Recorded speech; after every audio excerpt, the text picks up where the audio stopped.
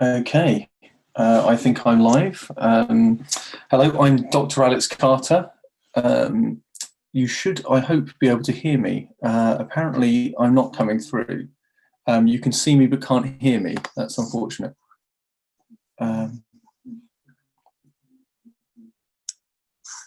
Okay. Okay, I'm assuming I'm live. Okay, right. I'm Dr. Alex Carter. I'm hearing myself. That's why. There we go. Okay, that's better. Okay, we finally got it working. I'm Dr. Alex Carter. I'm here to talk to you about Wittgenstein, in particular, the later Wittgenstein. That is the same person, by the way, as the early Wittgenstein. When we talk about the later Wittgenstein, we mean the Wittgenstein of the philosophical investigations, but I'll talk about that as we go through. What I'm really here to focus on is why Wittgenstein came to philosophy, went from philosophy, and then came back again, each time solving the problems of philosophy. So I thought I should begin firstly by telling you a little bit about Wittgenstein himself. I'm not going to assume that any of you have necessarily even heard of him before. I hope that you've at least heard of him. His life and his philosophy are fascinating. And if you want to learn more about Wittgenstein's life, which I won't be covering in detail now, you can read Ray Monk's biography of Wittgenstein called The Duty of Genius. It is absolutely fantastic, and he is a fascinating character. Wittgenstein was born into the richest family in the world, or at least by some estimations, the richest family in the world, in Vienna in Austria. He allegedly went to school with Adolf Hitler, although that is fact. We aren't quite sure if he is the little boy mentioned by Hitler in Mein Kampf. So Wittgenstein sort of mixed with all sorts of people in Vienna. His sister was painted by Gustav Klimt. He would have heard Brahms play. He might have met people like Freud and so on. But his family was one that faced real hardship. Wittgenstein himself fought in the First World War. He had a very difficult war, and in particular at the end of the war, he had a very difficult time. He was captured as a prisoner. His lover died in a plane accident. 3 of his brothers committed suicide during their lifetimes. His brother Paul lost an arm in the war and remained a pianist. And you can listen to, I think it's Ravel, who put together some concertos for him to play with one hand. So, as I say, this is a family which was fascinating at the time, and Wittgenstein had a fascinating journey through his life. And interestingly, he's buried now about 20 or 30 feet away from my office at Fitzwilliam College in Cambridge. So he's buried in Cambridge. He died at Storey's End, which is the name of the road he died on, which is just another thing that Wittgenstein, his life was one of those things that just had all these very strange things happen in it. So he's a really interesting character, but I'm going to focus today on his philosophy. So to understand the later Wittgenstein, you do have to understand a little bit about the early Wittgenstein. Wittgenstein started in philosophy because he was an engineer to start with, and he developed a propeller, actually, which is still used today in cranes. Actually, that's not the purpose he had in mind, but it was he developed a crane and an engine that was a propeller with jet engines on the end. But in engineering, he then started studying mathematics, because engineering is based upon mathematics, and mathematics is based upon philosophy, or at least logic and principles of pure reason. And Wittgenstein therefore got interested in philosophy because he went deeper and deeper and deeper. And he wanted to work with Frege, a philosopher called Frege, but Frege was busy, so he spoke to Russell instead. Now, Russell was probably the most famous philosopher in the world at the time, and Wittgenstein started following him around. And at some point he asked Russell, "Do you think I'm mad?" And Russell said, "Well, write me some philosophy and I'll tell you if you're mad." He wrote him a single line and he said, "No, you're not mad." The war then happened. And during the war, Wittgenstein wrote his notebooks. He was writing in his notebooks in the trenches whilst the war was going on. He then sent those notebooks to Russell, and he published these as the Tractatus Logico-Philosophicus. This is the only book that was published during Wittgenstein's lifetime. His other great work was published after his death. And the Tractatus Logico-Philosophicus is a very strange work. It's written as numbered propositions. And Russell wrote an introduction to it and essentially made Wittgenstein famous without Wittgenstein even realizing. When he came to Britain, people already knew his name because of what Russell had done. But what Wittgenstein said to Russell was that he'd misunderstood him. In order to teach in Cambridge, for instance, Wittgenstein had to get his PhD. So he had to do what's called his viva.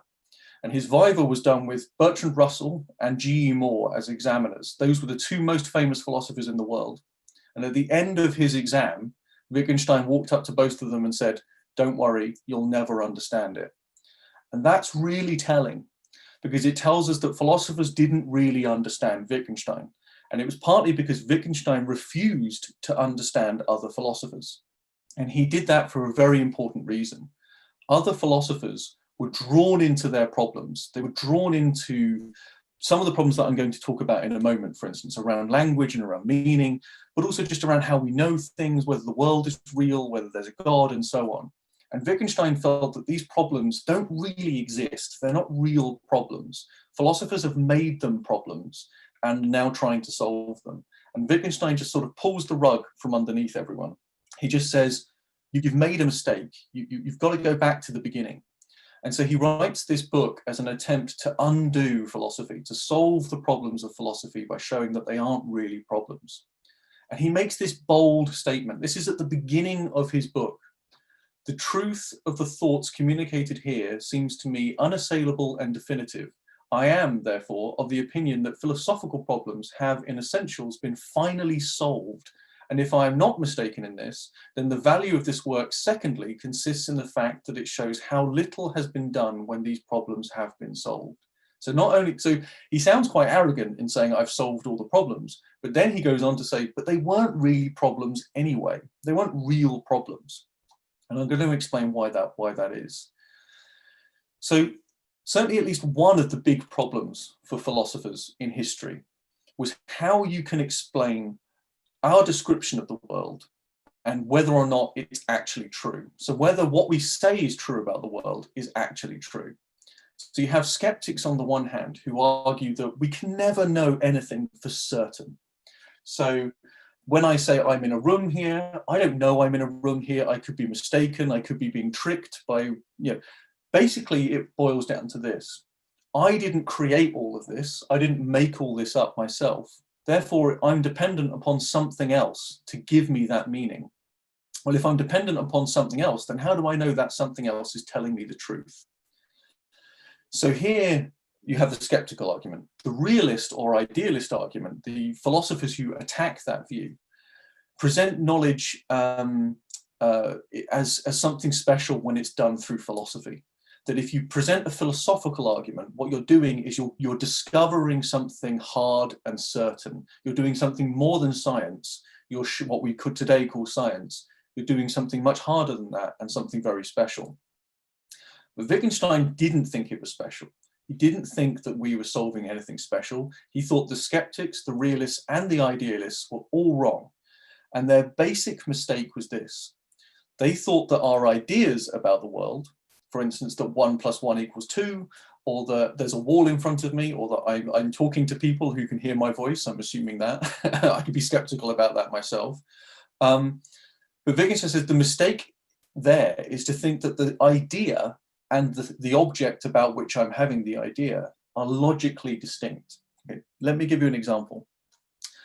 This wonderful painting by Magritte.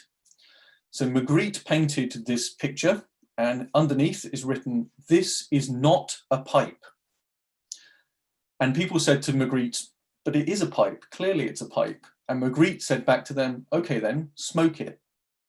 His point is the image, art, the representation isn't the thing itself. Now that works for art, but does it work for everything? Does it work for all of our ideas?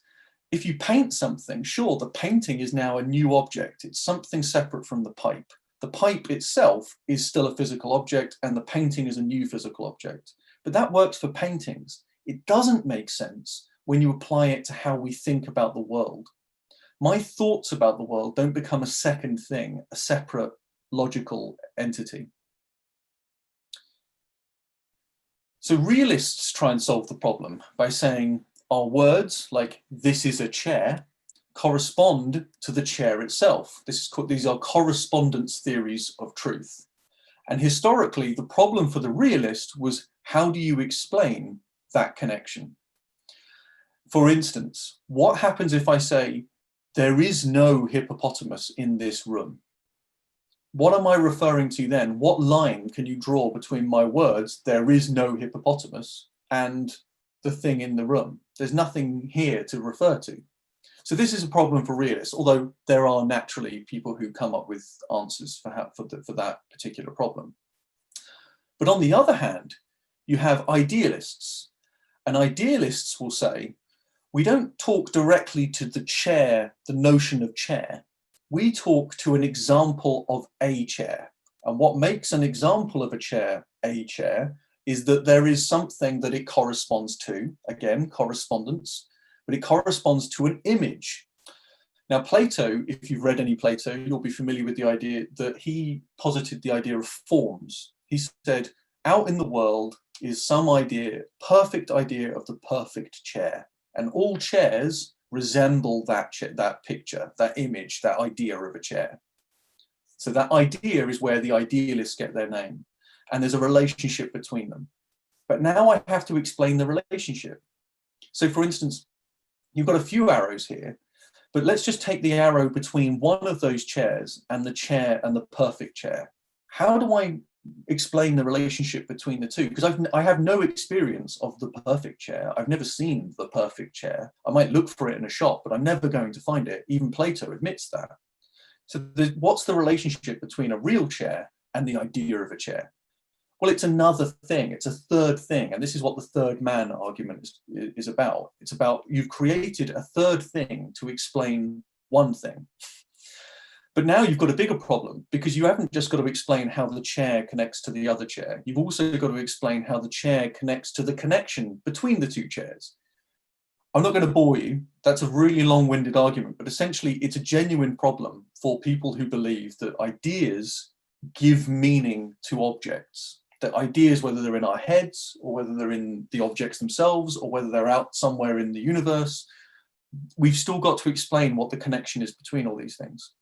So there's problems with those two approaches. Wittgenstein's solution, and the reason he solves all the problems of philosophy, according to him, is that he presents us with a different correspondence theory. On this view, there are three objects to deal with, or 3 points of reference. There is the chair, the thing in the world, which he calls an atomic fact. And what he means by that is the world is made up of facts. The world has a kind of factness to it. And if you wanted to give a complete account of the world, you just list all of the facts that are true about the world. Now, when we encounter the world, when we view the world, we picture it. Now, that doesn't necessarily mean like Magritte's painting. We're not picturing it in the sense of an actual picture.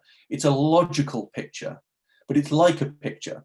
So we have a logical picture of the world. So for instance, when I talk about a chair, say the one I'm sitting on, it's the one I'm sitting on. So I have a logical relationship with the chair in that I'm sitting on it. So when I say this is a chair and I point down to my chair, that meaning corresponds to my logical picture, and that logical picture is built up of the logical structure of the world itself. Now, we don't need to go into this in detail, but essentially what Wittgenstein is saying is you don't have to distinguish between the chair, the picture, and the words, because if you remove any one of them, you remove the entire picture, you remove the entire account. So if you don't think that there's a fact in the world, then what are you picturing? If you don't think that you're picturing anything, then what are your words describing? So in order to have some account of the world, we need to have these 3 pieces in place. But notice there's no third man argument, because you don't have to explain the relationship, because the relationship is a logical one. So it has the force of logic. I don't have to explain why 1 + 1 = 2. You just know that it does. It has the force of a magical must. And that's what's gluing all these things together. Now, what's really interesting about the Tractatus is that Wittgenstein, the Tractatus Logico-Philosophicus, so in this first work, in this early work, is that Wittgenstein refutes himself, but he does it in a very interesting way. So Wittgenstein says that our words correspond to things in the world. Fine, that makes sense. But let's take Wittgenstein's opening statement. The world is all that is the case. The world is everything that is the case. So the world is a totality of facts. If we're saying that, what are we referring to? We're referring to everything. Of course we are. We're referring to everything in the world. And by the world, we mean the universe. We mean everything that is. So everything that is. That's what I've stated. How can I know that's true? Because in order to state that, I've had to step outside of the universe to view it as a whole. Because I'm having to logically picture everything in relation to itself. But I'm part of the universe. So I've taken myself out of that picture somehow. So Wittgenstein says it doesn't make sense. There is no way for those words to have meaning because I can't picture it. I can't put all those bits of the picture together. So Wittgenstein says the limits of the world are the limits of my language. And what the Tractatus does is it steps briefly outside of the limits of language. It breaks the rules that he himself is setting. But he does it in a very important way. What he does is he says that just like all philosophers, in order to do philosophy, I have to speak nonsense. I have to say things that can't be said. But unlike other philosophers, I know I'm doing it. So the picture that's presented, and this is a metaphor, an analogy, Wittgenstein says, imagine it like a ladder. What you do is you're climbing up the rungs of a ladder, up each step, and when you get to the top, you can see that the ladder never existed. And that's what I've done. So the book has this powerful effect on you. You read his early work and you realize at the end of the book that the whole book itself makes no sense. And that's really important. So it is absolutely a contradiction in terms, but he embraces the contradiction to prove that philosophy generally is making a mistake when it tries to talk about things as a whole. So when philosophy talks about how the universe came into being or about what words mean in general, it's stepping outside of the boundaries of what can be said. Now, if you recognize that, you then stop talking. And that's where logical positivism came from, which is a theory you might have heard of, which is a slight misunderstanding of what Wittgenstein was saying, because Wittgenstein didn't rule out the fact that we can talk about God and ethics and fairies and so on. But what he was saying was they have a different meaning. You aren't now describing the world, you're doing something else. So language is both descriptive, but it's also expressive. But where it's descriptive, it must describe facts. Okay. I've covered a lot in a very short space of time, so I apologize for going through this very, very quickly. But essentially what happens after that, Wittgenstein's published this work. He thinks he's solved all the problems of philosophy. He's done. He goes and becomes a gardener. He gets his head straight because he's had a very difficult time during the war and he wants to leave philosophy behind. He then sits down in a cafe with a friend, Piero Sraffa. And Sraffa says to him, I understand what you mean when you say that words are pictured in our heads as logical constructions and that reflects how the world is. Okay. So that's about truth, but what about other forms of meaning? And Wittgenstein's a little bit nonplussed by this. He doesn't quite understand what he means. But then Sraffa makes a rude gesture.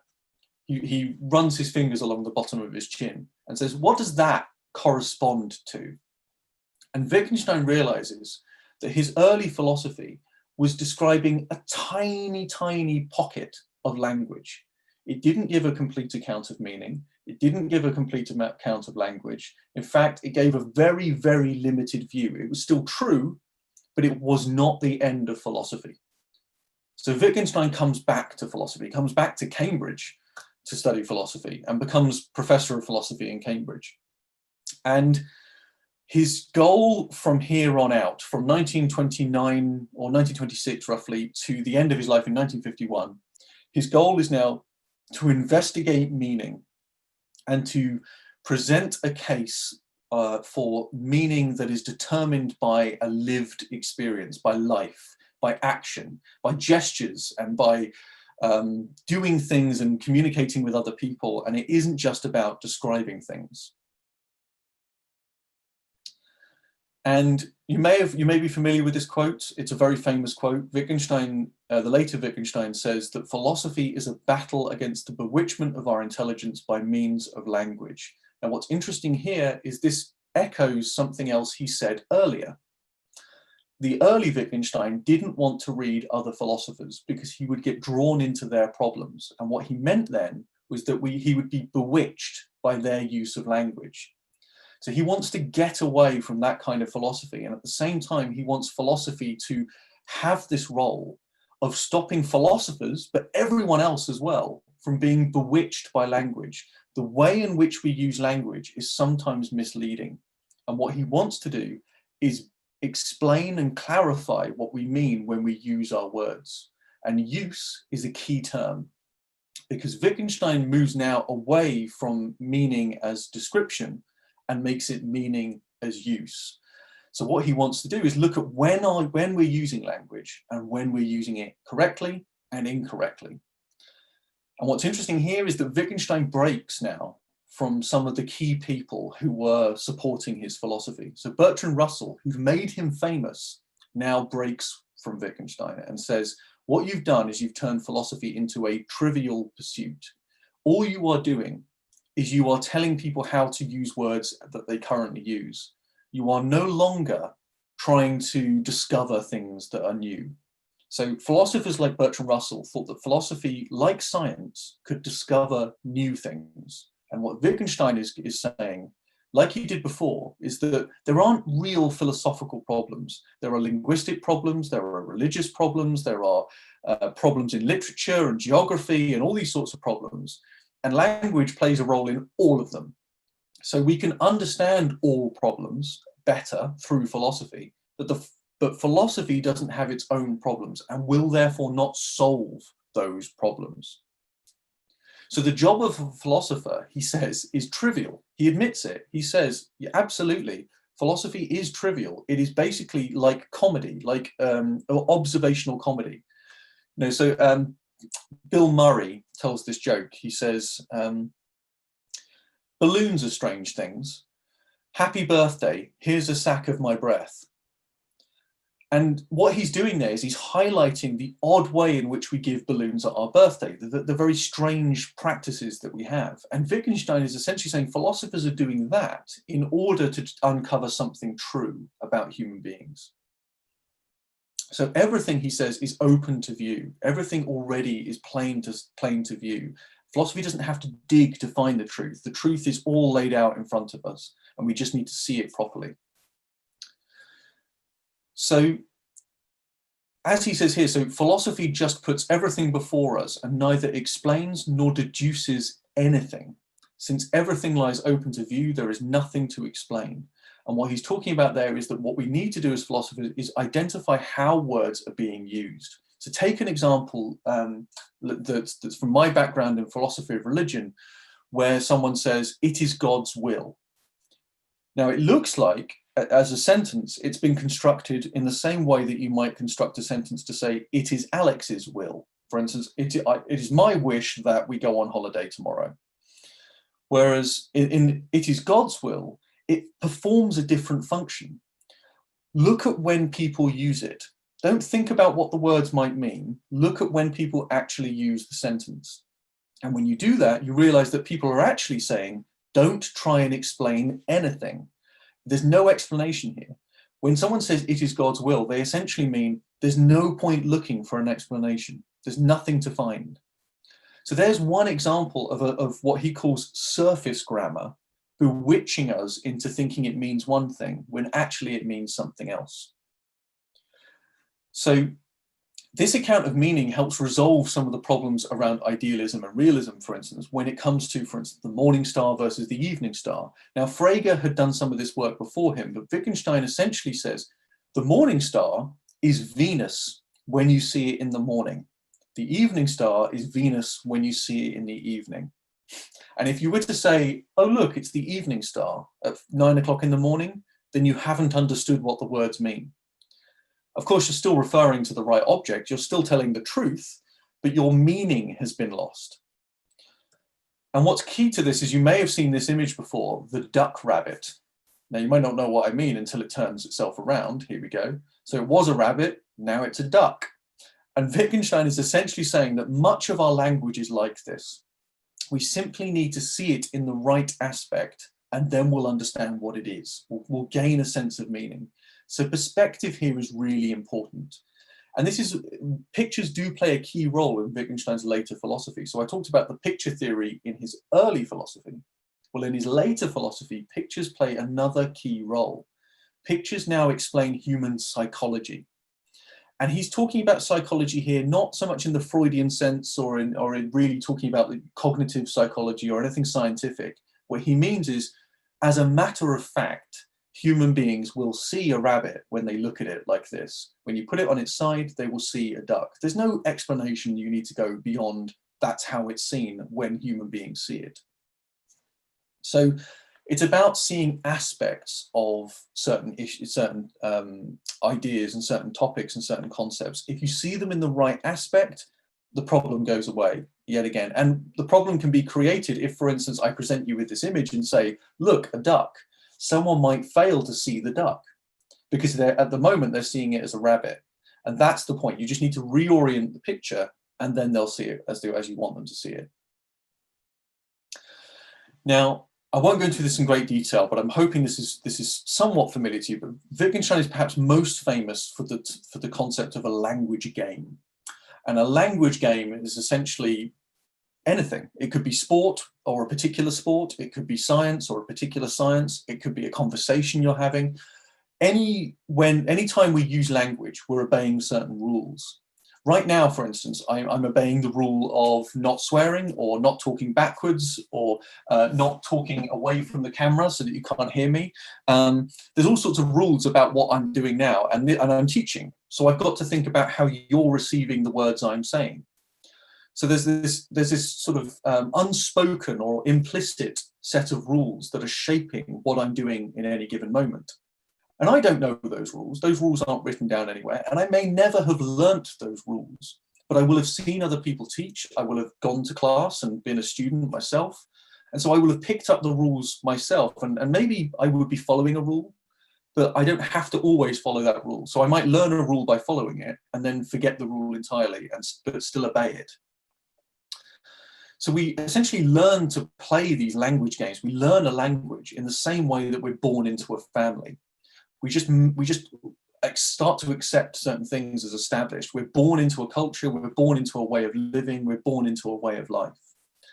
And this lived character is really important. I'm going to talk about it a bit more as we go through. But Wittgenstein here is saying the term language game is meant to bring into prominence the fact that the speaking of language is part of an activity. So the words, remember in the early Wittgenstein, the words were separated from the reality. They were implied by it, but there was still a separation. And we were still just describing things. But when do we just walk around describing the world? So I now pronounce you man and wife is a perfectly meaningful sentence, but it isn't describing anything. So the point is, language is much broader than that. Language is about a lived experience. And if I say, I now pronounce you man and wife, I haven't married any of you. None of you are now married. Because I have to be a minister, we have to be in a certain place, you have to voluntarily attend, and you have to have a certain, perhaps, set of practices and religions and customs that make marriage meaningful. So you have to be part of my form of life. And essentially, what's interesting here as well is that Wittgenstein has solved all the problems of philosophy by saying there are no philosophical problems. But what he's done is he's given philosophers a job for life. So unsurprisingly, I prefer the later Wittgenstein because he's essentially given me a job for the rest of my life. The old Wittgenstein, I should read the Tractatus, I'll get to the end and then say, problem solved, done. I throw the book away, I can get rid of it, I don't need to do philosophy ever again. If I read the philosophical investigations, what I'm told is you have to keep asking questions, and especially questions. Questions are really important to Wittgenstein. There are over 700 of them in the philosophical investigations, and there are fewer than 20 answers. And most of those answers he admits are wrong, and he deliberately says the wrong answer. So the point is, questions are much more illuminating to Wittgenstein, and I'll explain why very briefly. Wittgenstein also said, a good and serious philosophical work could be written consisting entirely of jokes. That surprised me because Wittgenstein didn't have a sense of humor, and so I was a bit shocked by that when I found that out. But what he meant was, and he ended that quote with, or questions, jokes or questions. And what jokes and questions do is they go around the outside of ideas. For instance, in English, we say big blue buckets. We don't say blue big buckets. And the point there is that there's a rule that no one knows why they're following it. No one knows that it's a rule even, but they follow it nonetheless. And what Wittgenstein was saying, in a joke, you might play with that. You might say blue big buckets instead of big blue buckets. And so the whole point is you're making clear something, making explicit something that people don't realize is explicit, that they can now suddenly be aware of. Okay. And as I said, so Wittgensteinians are not popular philosophers, generally speaking. I'm one of them, I should know. Because what happens is we tend to walk into a debate, and if there's a debate on one hand, someone says God exists, and someone says God does not exist. As a Wittgensteinian, I walk in and say, why are you talking about existence? Because if you're religious and something terrible happens, and you start to doubt your faith, it's no consolation for an atheist to come and say to you, oh, it's okay, God doesn't exist. You were wrong anyway, it's fine. And before you think, oh, that's just religious people, take the example of if you go into a shop and they give you the wrong change.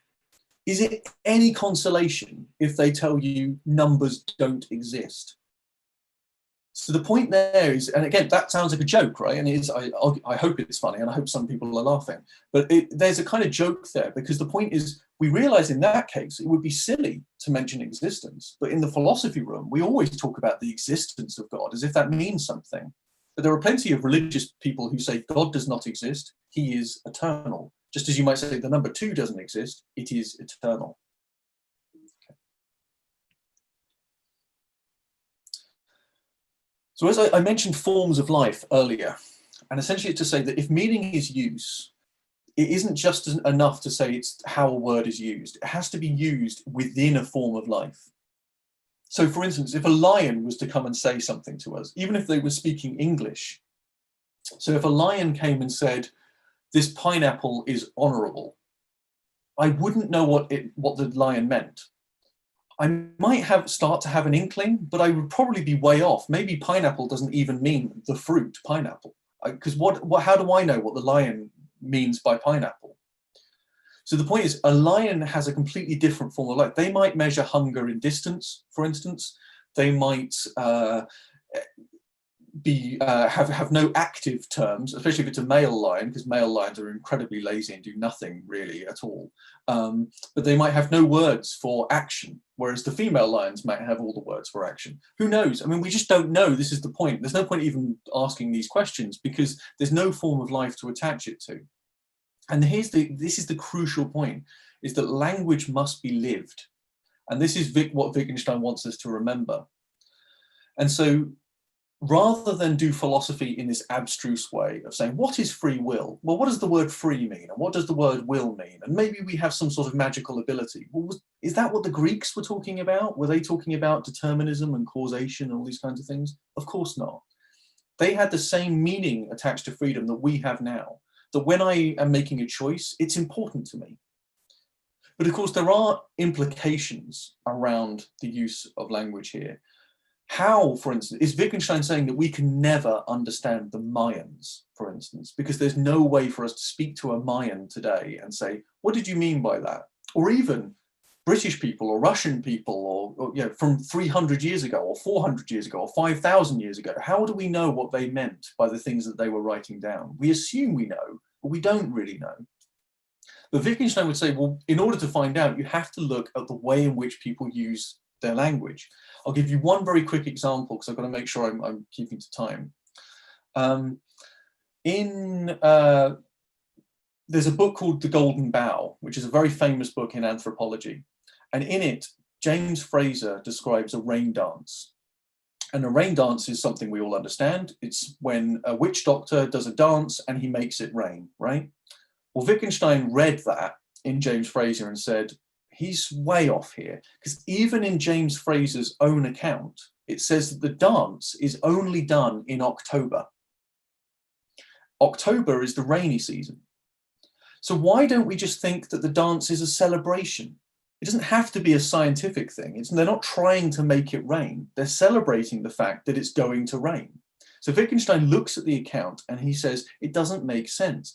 And just to give you another, sort of bring this home, if I was to go to a 7-year-old's birthday party and they're singing happy birthday to you, and I said, ha, they're singing happy birthday in order to make him older, I will have completely misunderstood what's going on. And that's exactly what happens in anthropology when we look at ancient cultures. We tend to read them from our own background, but without even realizing that that's what we're doing. And on this last point of whether we can have a form of life so narrow that we fail to understand a friend, I don't think that's true. I think if you're both very similar people, you're going to be able to understand each other. But for instance, you might have a friend who's religious and you're not, and he says one day we'll all be judged. He believes in a last judgment, and you say, I'm not so sure. In that case, you're miles apart, and you can probably not talk to each other about that particular issue, because neither of you are going to be able to persuade each other to that point of view. Because whatever counts as a fact for you will not count as a fact for them. Okay. Another thing you might have heard of is called the private language argument. And the private language argument goes as follows, that Wittgenstein says, when we are describing our ideas, so think about the picture theory here. So what picture theory of language says, I have an idea and I describe it, and you can understand that. The problem with that is that makes language impossible. Take the example of pain, for instance. If someone screams, we know they're in pain, but we don't know this because we read their minds. We don't know this because we look inside their mind and see pain. But you might say, well, that's what they're doing though. So this picture here, they're feeling the pain. They've got, this is my pain happening in my head. And then I say something to express what I'm feeling. But if that's true, we can't understand each other. I don't know if pain to you is laughter to me, or or happiness or joy or sorrow. I don't know any of that. So the fact that I do know what the word pain means, and I know what the word sorrow means, and I know what all these private sensations mean, it means that they aren't private sensations. They are public phenomena. Now that strikes you as quite strange, I imagine. It strikes a lot of people as strange. So what I appear to be saying, or what Wittgenstein appears to be saying, is that pain isn't a feeling. So when you pinch yourself, you're not feeling anything. That's not what he's saying. What he's saying is when you pinch yourself and you feel something, that's one thing. But what you express when you say ow is not a description of that. What you're doing when you express pain is doing just that, expressing pain. If it was the feeling, it would be inexpressible. So you couldn't express it. So the point here is pain is this very special phenomenon, because if I go to a dentist and say, I have a toothache, the dentist cannot say back to me, no, you don't. The dentist cannot say that. It doesn't make any sense for him to do that. You just go to another dentist. But that doesn't mean that only I can know my pain, because when I'm doing this and cradling my mouth, everyone knows my pain. And that is what pain means. Now, some philosophers have said, but is that what pain is?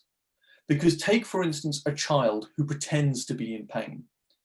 They don't have the feeling, but they pretend they're doing all the motions, they're crying and they're screaming and they're holding their arm. But the problem is, we do then rush to the child's aid, right? If a child started screaming and you didn't know the child and they were a stranger and they started screaming as if they were in pain, you would worry and you would run over to them and check that they're okay. Why?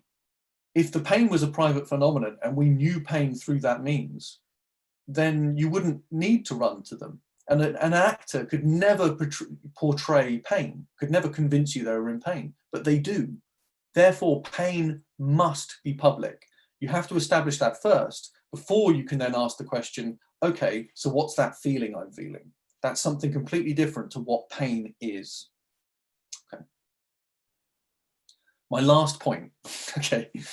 So to help explain what he means by the private language argument and to show why language would be impossible if it was private, Wittgenstein delivers what's called the beetle in the box argument. Now, what you have to imagine is I give you, let's imagine I'm seeing you face to face and I give you all a box. You've all got this box that no one else can see into except you. I then ask you to open your box and tell me what's inside. And and everyone, as I go round, I say, okay, you, and I go around the room and you all say beetle, beetle, beetle, beetle, beetle. So now we can assume everyone's got the same thing in their box. But then let's say at the end of the exercise, we all look in each other's boxes and we see that one person had an insect, one person had a VW beetle, one person had John Lennon, another person had the word beetle written in the bottom of their box, and so on and so on and so on. So the point is, if language was based upon looking inside our heads and then saying what we found there, we wouldn't ever be able to know that we were talking about the same thing ever. The fact that we can talk, the fact that language exists and that you can understand what I'm saying now, hopefully, means that language must be a public phenomenon. And that is mind-blowing. That is, I mean, literally and figuratively. It is fundamental to a new shift in politics, in philosophy, sorry. And what it set up was what's called ordinary language philosophy. And now, again, like with logical positivism, Wittgenstein doesn't actually endorse it. He doesn't actually support ordinary language philosophy. He supports something close to it, but he's not actually an ordinary language philosopher. So again, modern day philosophers misunderstood, or contemporary philosophers of Wittgenstein misunderstood what he was trying to say. So it's really important that if you think Wittgenstein's wrong here, that's fine. He may well be wrong, but don't think he's wrong because he's presenting a case that goes against current thinking on particular issues, because the chances are you haven't fully grasped what Wittgenstein's getting at. It's a really deep problem. It's a really interesting problem. I hope I've excited your interest in Wittgenstein and you want to learn more about Wittgenstein. I have lectures available on YouTube. I have a YouTube channel called ADC Philosophy. You can follow me on Twitter at philosophy_ice. I have a website, adcphilosophy.com, and I work at the University of Cambridge's Institute of Continuing Education, and I run courses on philosophy there. If you're interested in learning more, please get in touch. My details are on the website as well, so you can always drop me an email. But I hope you've been interested in the material I've talked about and in Wittgenstein. We can now, I think, turn to your questions. So I'm going to just check to see if any questions are going to come through, but I will stick around until the end of the hour to answer any questions you might have. You can use the chat function, I think, and then what's going to happen is the people running the lecture will send me the questions.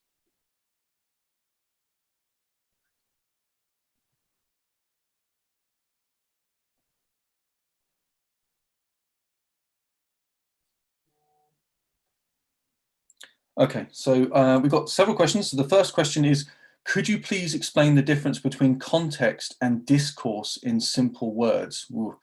Because it's pretty easy to understand and to feel the difference, but it's difficult when it comes to explaining. Okay. Oh, so discourse, I suppose discourse lends itself to language, and context lends itself to a game. And what I mean by that is you might say football is a context, but a conversation is discourse. Now, a discourse has a context, which is why I think you're getting caught in the muddle between them. At the end of the day, philosophy doesn't worry too much about definitions, and I know that's frustrating, but the reason is that philosophy can define its own terms. What I mean by that is if you want to start an essay with, by discourse, I mean spoken language, and by context, I mean the situation in which it's spoken, then you're perfectly free to do that. But I would say you're right to say in ordinary language, there is a difference between the two. I will also say one other thing. Philosophy has a difficult time with language because it's one of the only technical subjects. We are very technical with language but we only use everyday language. So notice Wittgenstein is talking about language games. He doesn't call them computerized diodes. Right? He doesn't make up a term to refer to them. He has to use normal language to refer to it. And I think this causes a lot of problems, but I think it's a really good question. So thank you for asking that.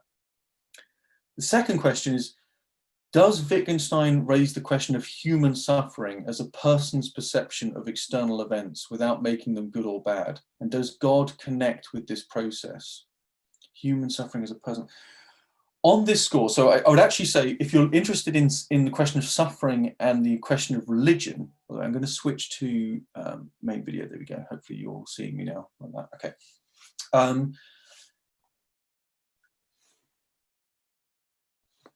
Yeah, so it's Simone Weil, which is Simoneweill. She's a fantastic theologian. She's a contemporary of Wittgenstein. She died in 1943 in the UK, so, because it was the Second World War, and she died as an exile from France. But she's a fascinating person. You may have heard of her because her work, The Need for Roots, was originally written as a new constitution for France. She's, again, another fascinating person who just lived an amazing life. Simone de Beauvoir, who you may have heard of, also went to the École Normale with her in the year that they admitted women for the first time. And it was the two Simons, Simone Weil and Simone de Beauvoir, and 34 men. And guess where the two women placed? Yeah, you're right. The two Simons came 1 and 2. Simone Weil came first. And Simone Weil was a fierce intellect, a wonderful theologian, really interesting philosopher in her own right. And she talks about the difference between suffering and affliction. Suffering is when you suffer for a reason, which is why I'm connecting you with what you're saying, because it's kind of the person's view of suffering. Affliction is when you're turned to a kind of, when you become purely physical. So the pain or the suffering is so great that you are reduced to a purely physical object. And what she says about suffering is that martyrs are sufferers because they walk into the Colosseum singing and then they die. Affliction is actually more religiously significant for her because she says that Christ's death was like as significant as a pine needle falling, she says, totally insignificant. And that's why it's significant, because he's so far removed from his origins. Anyway, so look at Simone Weil, Love and Affliction in particular. Her text, Love and Affliction, is really interesting. I hope that's a useful answer. Wittgensteinians like myself are very interested in Simone Weil because she seems to offer an account that's quite close to Wittgenstein. But Wittgenstein didn't go into too much detail on pain, except to talk about the private language argument. So the third question is, what is your favorite phrase by Wittgenstein? Oh, that's an excellent question. I'll give you an anecdote first. Nigel Warburton, who's quite a modern philosopher, he does the Philosophy Bites series. He's a great philosopher. He joked recently that Wittgensteinians like me, we know that Wittgenstein was right, we just don't know what he meant. So he's making fun of us, and he's absolutely right to do so, because there are some Wittgensteinians who quote Wittgenstein like it's gospel, like it's the Bible. And if you quote Wittgenstein, then it must be true because Wittgenstein said it. Now, I'm not quite like that, I hope, but I do often quote Wittgenstein. I guess my favorite quote, this is a really difficult question. It would probably be something like, what is it like when two people don't have the same sense of humor? It's as if they're playing a game of catch, but instead of throwing the ball back to the other person, they put it in their pocket. So he's trying to describe why two people don't understand the jokes of another person. And what he's saying is that when you don't understand someone's sense of humor, it's as if you haven't understood the rules of the game, but they haven't been explained. You're just playing catch. I throw you the ball, you're supposed to throw it back to me, but instead you put it in your pocket. That's what not getting a joke is. It's you feel the same disappointment when you're playing catch and someone just takes the ball as you would when you tell a joke and someone doesn't get it. Okay, I hope that's useful. The fourth question, I didn't quite get it. What is the criteria? How may we understand words which we have no connection with in real life? So Wittgenstein, this also speaks to one of my favorite quotes of his. He says, philosophy can't just be about abstruse matters of logic. It has to feed back into that. I'm now paraphrasing. It has to relate to everyday life. So what Wittgenstein tried to avoid was exactly this kind of abstraction away from what words mean. And I'll give you an example. Free will, which is what I wrote my thesis on. He gave some lectures on the freedom of the will. And what he said was, don't try and think about the logical compatibility or the causal compatibility of these different notions. Instead, look at how people talk about freedom. And again, pictures come to the fore. If you realize that free will is an ethical problem, then you'll stop treating it as a scientific one. And free will is an ethical problem. Why? Because if you don't believe in free will, you stop holding people responsible. If you do believe in free will, you will hold people responsible. And what's much more powerful than a theory or a scientific account when it comes to this is a picture. So if I'm holding someone responsible, I might have in my head a certain picture of them coming to a crossroads and making a choice. But if I don't want to blame them, and notice I'm talking about the action as if it comes first. Wittgenstein actually quotes Goethe here and says, in the beginning was the deed, meaning the action comes first. And so I use this picture first, which is if I don't want to blame them, I'll say they're falling down the side of a cliff. How can they help themselves in this situation? So what I'm getting at there is that either I see someone as having made a choice and I use a picture associated with that, or I use a picture of them falling down a slope. And here's the really important bit. Wittgenstein says, don't use just one picture. Use as many pictures as you can possibly find. There's a wonderful African author who says that there's a danger of the single story. If you have a single story about what Africa is, or what Britain is, or what free will is, if you have only one story about that, then you are going to just be completely trapped in that particular perspective. Instead, you need to free yourself by telling as many different stories as possible. Because what does that do? It stops the story from becoming real. So what it means is that you start to see the stories as stories, or the pictures as pictures. They don't become theories or hard facts or beliefs. And that's really important for Wittgenstein, because when it comes to ethics, and this is only about ethics, this isn't about whether water is H2O or whether if the earth is round or flat. It's not about that. It's about whether we value each other. Do I treat you as my brother, or do I treat you as a stranger? Those are two different pictures, and Wittgenstein says use both, but use them at different times. So I don't know if I've answered that question, but I think it's to say that Wittgenstein would desperately try to avoid any words that don't have a connection with real life. He'd want to try and make sense of it. I've got this again. I think we've had the same one again, which is the phrase, favorite phrase. So I'll go to the next one, which is, I love your explanation that the answers for all philosophical answers are built in us naturally. But what would you recommend for a PTD to practically reach this logic? I don't know what PTD is. I'm really sorry. Built in as naturally. Just to be careful here, by the way. So this is opening up a whole new lecture, by the way. But Wittgenstein is what's called a non-cognitivist. What that means is, to explain human behavior, you don't have to look for cognition. You just have to look at actions. That does not mean behaviorism. Behaviorism can still assume that there's cognition going on. What Wittgenstein wants to do is say that what words mean, what their value has, is within a form of life. If you want to understand a person, don't look at them, look at their context. I'll give you some great examples here. Imposter syndrome.